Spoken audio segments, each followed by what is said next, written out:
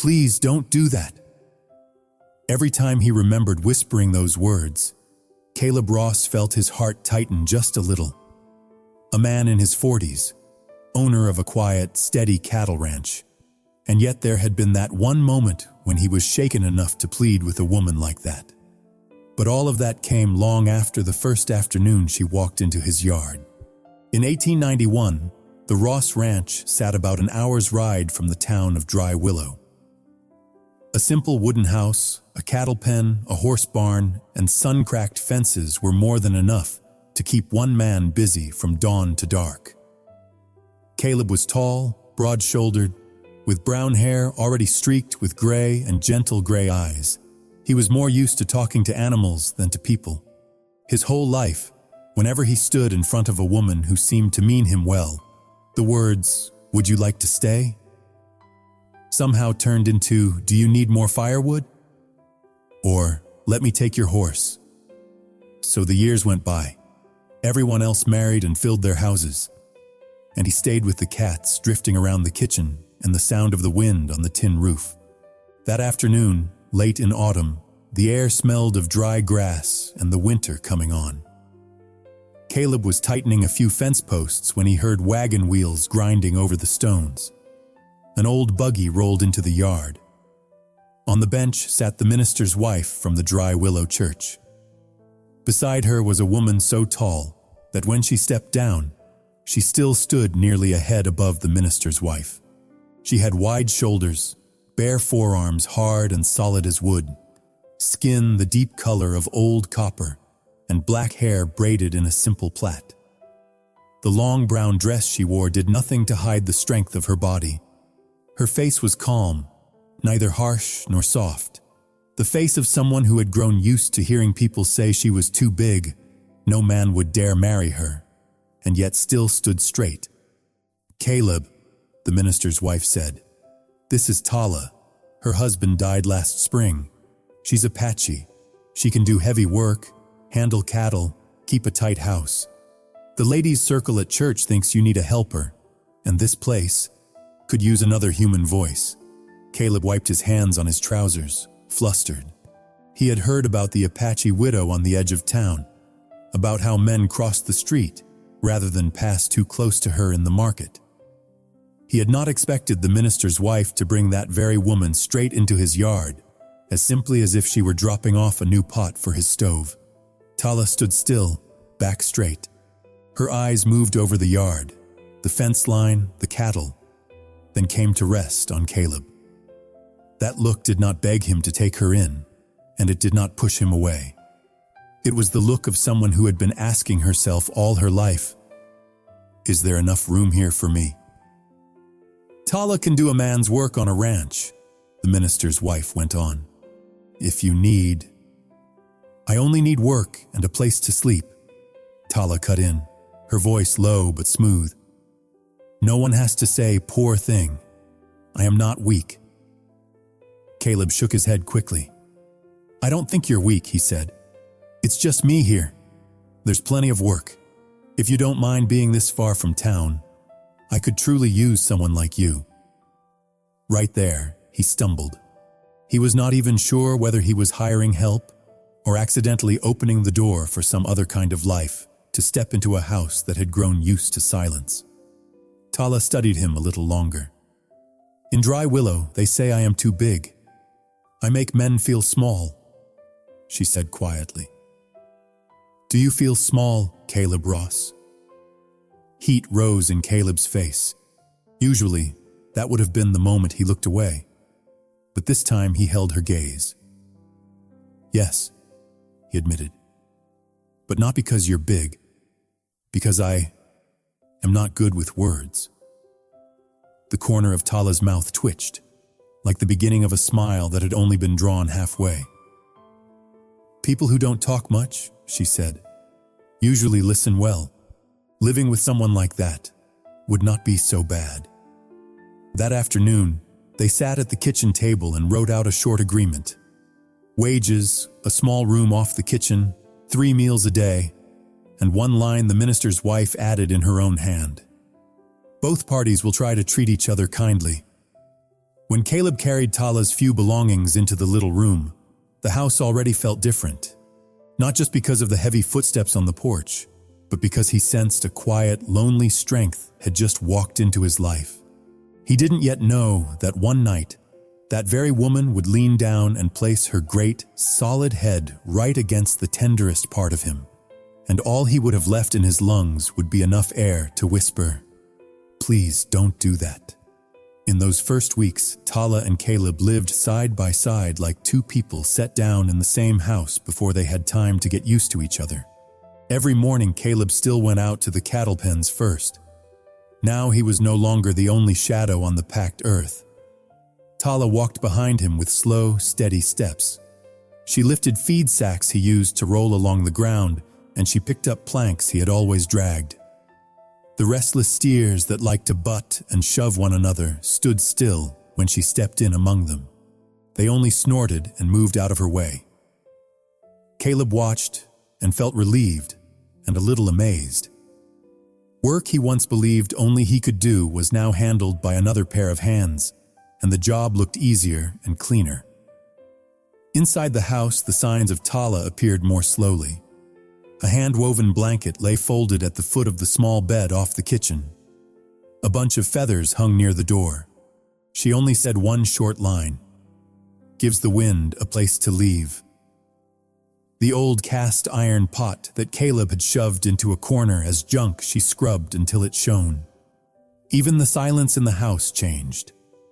Before it had been thick and heavy like a dark room with no lamp lit. Now it felt like the pause between two lines of a song. Two people could share that quiet without needing to speak. One afternoon, they were mending the north fence. Caleb held the wire and chewed over his words. At last he blurted out, "In Dry Willow, people say you're..." Then he stopped. Tala drove a post deep into the ground and turned toward him. One eyebrow lifted. "They say I am too big, that I make men ashamed." Her voice was flat, as if she were reading from an old note. Caleb felt his face burn. "They are fools," he said. "They do not understand." Tala looked at him for a long moment. Then she laughed. Her laugh was low and warm. "This is the first time I hear a man say that. Most of them pull their hats down and walk faster. They act like I cannot see their backs." Caleb cleared his throat. "Out here, I need someone who can work and who understands cattle and who keeps the roof over our heads. A person's size is not the same thing as the size of the shadow they throw on the ground." One night, a hard north wind came in. The roof creaked and complained. Caleb looked up and felt that old fear again. If the roof gave way in winter, it would be him and the herd out under the open sky. Then he heard heavy steps across the boards above, and Tala's voice called down. "This roof has lived through more seasons than you, Caleb Ross. I am tying it tight. You make coffee. I will come down and drink it." He almost said, "Let me climb up there." The words stayed in his throat. He turned back to the stove and set the kettle on. For the first time, he knew he was not the only one holding this house together. In the howl of the wind, he heard the strike of a hammer and the groan of rope pulled tight. Under all that, he caught the faint sound of a woman's laugh on his own roof. A little later, Tala came in with her coat damp from the rain and her hair stuck to her forehead. Caleb fumbled for the best towel he owned and held it out. She wiped her face, and her broad shoulders sagged just a bit. Then she sat in the chair near the stove. "Do you ever feel small in your own house?" she asked. She kept her eyes on the fire. It sounded almost like a joke, yet it was not. Caleb thought a long moment and then nodded. "Yes, since the day you came," he said. "Not because you are big, because I finally saw how long I have been alone here." Tala looked up at him. Her gaze was calmer now. "Then that is good," she said softly. Home is the place where a person can let themselves be a little smaller and still be allowed to stay. When two people shrink down at the same time, it does not feel so lonely. News about the giant Apache widow out at the Ross place did not take long to circle through Dry Willow. No one said anything to Caleb directly. Yet every time he rode into town for nails or salt, he felt it there. Quick glances that slid away, heads bending closer together over the cloth counter or the sugar bin. One egg seller murmured to the woman who sold flour, "I hear she is taller than the church doorway. A man who lives with a woman like that must feel himself shrinking every day." Caleb pretended not to hear a word, yet his hand tightened around the bag of flour. He still did not know how to defend Tala out loud, so he simply bought an extra sack of sugar and told her, "You can bake if you like." Once he asked Tala to come along to town. "You should pick out what you need yourself," he said. "I don't know much about women's things." Tala hesitated for a moment, then nodded. They walked from the hitching post to the general store. When they stepped through the doorway, she had to duck her head under the crossbeam. For one brief beat, the whole store went silent, as if someone had turned off the music. Hands that had been weighing beans or wrapping sugar or picking through needles all froze. Caleb heard someone whisper, "There, that's her. The one they said no man would ever take. And now she has gone to live at a white man's ranch." Another voice replied, "If that one ever got mad, she could lift that rancher right off the ground." Tala kept her eyes on the row of thread, her shoulders a little tight. Caleb moved closer to her and kept his gaze down. "Take whatever you need," he said quietly. "They will talk until they find something else to talk about." Tala chose a spool of thread, a few buttons, a piece of heavy cloth to patch the sleeves of her work shirt. When they came out of the store, she walked faster than usual. Only when they were past the reach of the windows did she slow and let out a long breath. "In a place like this, people never whisper praise," she said, trying to keep her tone light. "They only whisper when they see something they fear." Caleb studied her face from the side. "What is it they are afraid of in you?" he asked. "They are afraid," Tala said, "of looking straight at a woman they once called too big for any man to want, and having to face the fact that she is still standing after all those words." On the way home that day, they met a small family wagon from another town. The horse suddenly spooked and reared. The wagon lurched to one side and the child on the seat cried out. Caleb barely got out. "Look out!" before Tala was already moving. She reached the wagon tongue and caught it, using the full weight of her body to hold it upright. Her feet planted deep like posts hammered into the ground. The father on the seat grabbed for the reins in a panic. When the wheels settled and the wagon leveled again, the child was still sobbing. The man looked at Tala and opened his mouth to speak, but his eyes brushed over her dark skin and the black braid at her back, and the words stopped halfway. At last he managed only, "Thank you," and hurried his horse on. Caleb watched, his own heart still pounding. "Without you, that wagon would have gone over," he said. "They will tell this story for the rest of their lives and forget the face of the one who kept it from turning." Tala shrugged. "People are used to forgetting Apache faces," she said. "This is not the first time. I am just glad that child did not end up under a wheel." Then she turned and walked toward the ranch again, her stride as steady as if she had only picked up a fallen bucket and not held a whole family out of danger. That night, a light rain fell. Caleb sat at the kitchen table packing tobacco into his pipe, listening to the sound of Tala washing dishes in the pan by the door. Water running, plates touching with a soft ring. All at once he heard her ask, in a smaller voice than usual, "Caleb Ross, do you ever feel like I take up too much room here?" He looked up. "What room?" he asked. Tala glanced around. "In the yard, in the barn, in this house. In other people's eyes, I am always told I am too big. Wherever I go, I am accused of blocking something of theirs." Caleb was quiet for a while. Then he rose and walked over to the washpan. He stood beside her and searched for the right words. "My house used to be too quiet and too wide with just one man in it," he said slowly. "Now there are your footsteps and your dishes and your weight on the roof. All at once, this place feels just right." He swallowed hard. "If I had to choose, I would rather people say there is a woman here who is too big than say there is no one here at all." Tala did not turn, yet her broad shoulders seemed to sink just a little, as if some load had eased.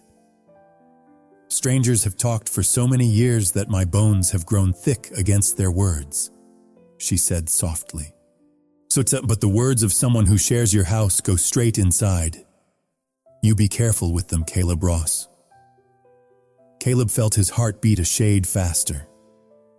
He did not yet know that it was this same tender heart, clumsy when it came to speaking its own feelings, that would one night make him whisper, "Please don't do that," when Tala's head came to rest right there.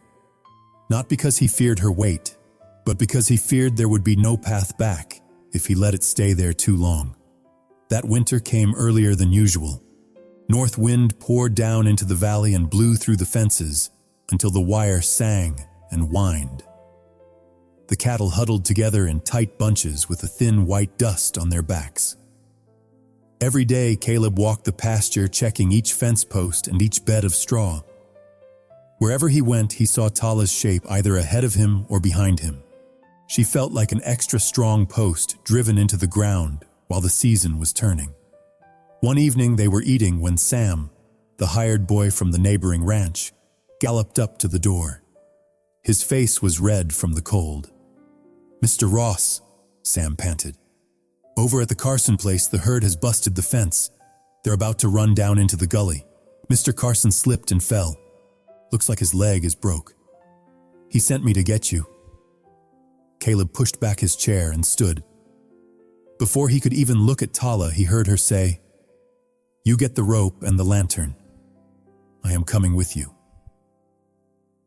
That night, the wind screamed past their ears as they rode toward the Carson ranch. The herd was jammed up near the slope. One sudden loud noise, and they could have poured over the edge into the rocky cut. Carson lay on the ground with a gray face, his legs stiff, his teeth clenched against the pain. "You keep the Carson hand steady," Tala said quickly. "I will push the herd off that edge. They know your voice. They will listen to you." Caleb had no time to protest. She was already moving into the mass of cattle, her big frame rising above the dark brown backs. She swung her arms and shouted short, sharp calls. Her boots stamped the ground. The cattle snorted and backed away. Tails whipped the air as they turned. Caleb ran around to the far side and whistled and called the lead cows by name. In the roar of the wind and the bawling, his voice came out rough, but sure. At last the herd shifted away from the drop and spread out over the open ground. Only when things were mostly quiet did Caleb feel the hot line of pain along his side. He looked down and saw his coat torn and a deep bruise blooming.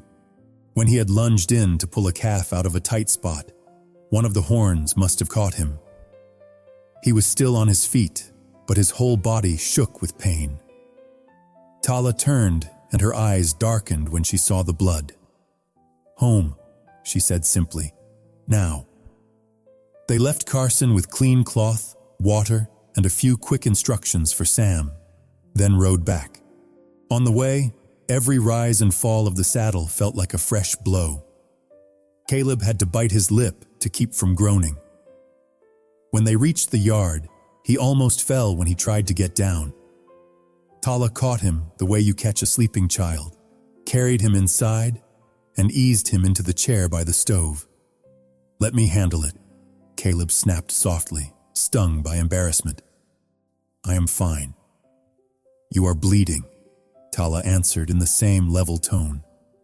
"A man who is fine does not shake like that."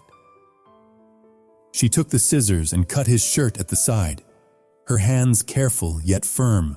Her big sun-darkened hand rested on his skin, strong enough to keep him still, yet gentle enough not to tear the bruise. Caleb looked down and saw his own fingers gripping the edge of the chair so hard the knuckles had gone white. He had never been this close to a woman like her, so large and powerful, kneeling in front of him to bind up his wound. After she cleaned the swollen purple place, she wrapped a bandage around his ribs, then got up to make a pot of herbal tea. When she came back, he was still sitting there with one hand resting awkwardly on the bandage, as if he did not know where else to put it. "Lean back against the wall," she told him. "If you do not, you will not get up in the morning." Caleb did as she said. His back met the cold wooden boards. The lamp on the table gave a small yellow circle of light. The kitchen felt too quiet after the noise of the wind and the cattle. Tala pulled her chair closer and sat facing him. She studied his face for quite a while, as if weighing something inside herself. Then, very slowly, she drew her chair even nearer and let her fingers brush his hand where it lay stiff on his thigh. "Your hands are always held like you are ready to grab the reins," she said. "Not even when you are sitting in the kitchen." Caleb swallowed. "I am used to it," he said. "If I ever let go, I am afraid I will not know what to do." Tala tilted her head. "Let me borrow your hand for a little while," she said quietly. "In return, you can borrow my shoulder to breathe on." Before he could untangle her words, she had already eased his hand off the chair and set it on her thigh. Then she slid her chair even closer. Her big body blocked the draft from the window. She bent down until her face was near his hand. Then she gently lowered her heavy head onto it, as if his palm were a makeshift pillow. "Please don't do that," Caleb whispered. The words jumped out faster than his thoughts. Tala went still. He heard his own heartbeat pounding, the wind outside, her breath stopping for a beat. Then she lifted her head a little. Her eyes had gone dark. For a moment she thought he meant she was too heavy and too big and too much. "Am I too heavy?" she asked in a low voice. "I forgot." "No." Caleb broke in at once, his face burning. "It is not because you are heavy. I am afraid. Afraid I will hurt you? Afraid," he swallowed, "that if you keep your head there too long, I will not know how to live when the day comes that I lose this feeling." The kitchen fell quiet again. Tala looked at him for a long time.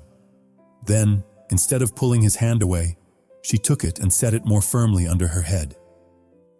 Once more she lowered her brow to rest there, this time not like someone asking permission, but like someone answering a fear. "Someone once told me I was too big for anyone to lean on," she murmured. "If tonight you give me a place to lay my head without being pushed off, then I will learn how to hold your hand so that one day you will be less afraid." Caleb's hand trembled, yet he did not pull it back. For the first time in many years, he let another person rest on the tenderest part of him. That person was the very woman the whole town called too big. And he knew that everything which would one day come after the word "and" in the story of his life began in that quiet moment. After that night, there were no grand promises between Caleb and Tala. No quick "I love you" spoken out loud. Only small things began to change. From then on, whenever the cold wind slipped through the crack by the kitchen door, Caleb did not just pull in more firewood. He also found himself pulling Tala's chair a little closer to his side of the table. And Tala, instead of standing at the washpan alone until late, would sometimes sit down and let her hands rest on the table. She would listen to the wind and to the sound of two people breathing in the same room, as if it was finally time for both of them to stop bracing against the world all by themselves.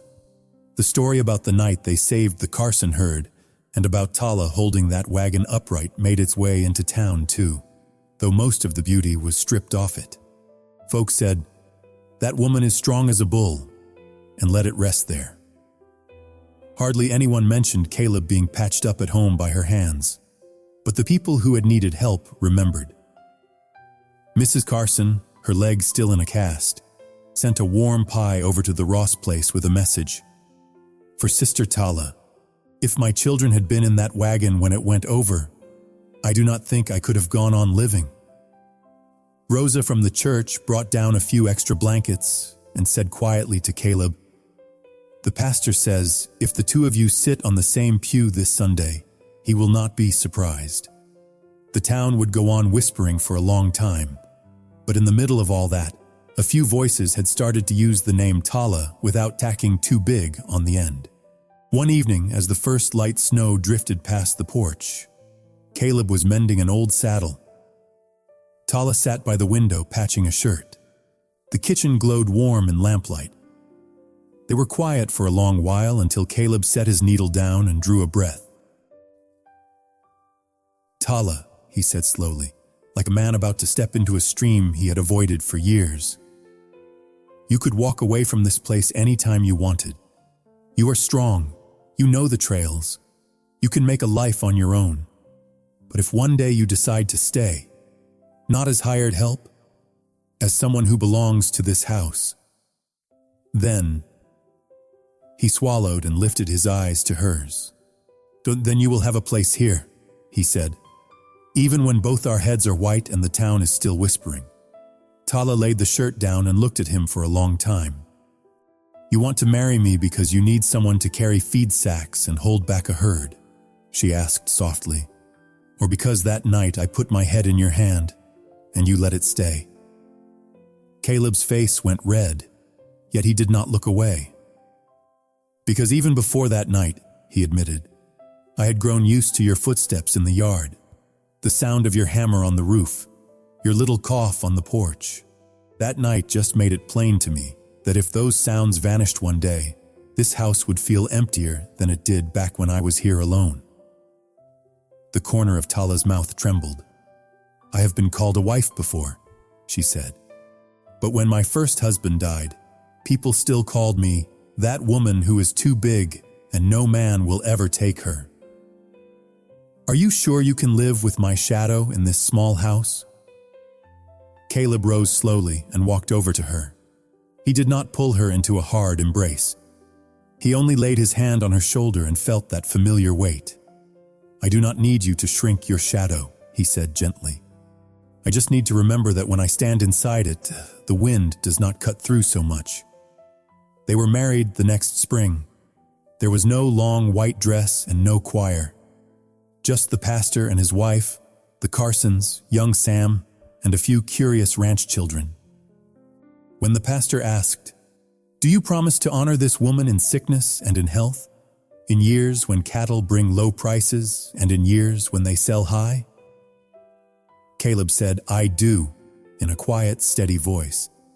His hand held Tala's. His fingers were smaller than hers, yet they did not pull away. When it was her turn, Tala paused for a heartbeat at the question. "Do you promise to be a gentle wife and keep this house in peace?" Then she answered, "I promise to keep this roof from blowing off and to keep a place where he can grow a little smaller after a day spent standing in front of a whole herd of cattle." The pastor smiled and said, "That sounds like enough peace for any house."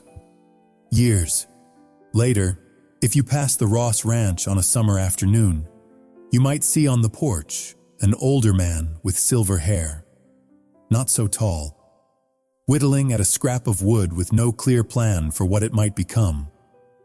Beside him, you would see an Apache woman whose hair now held a few white strands.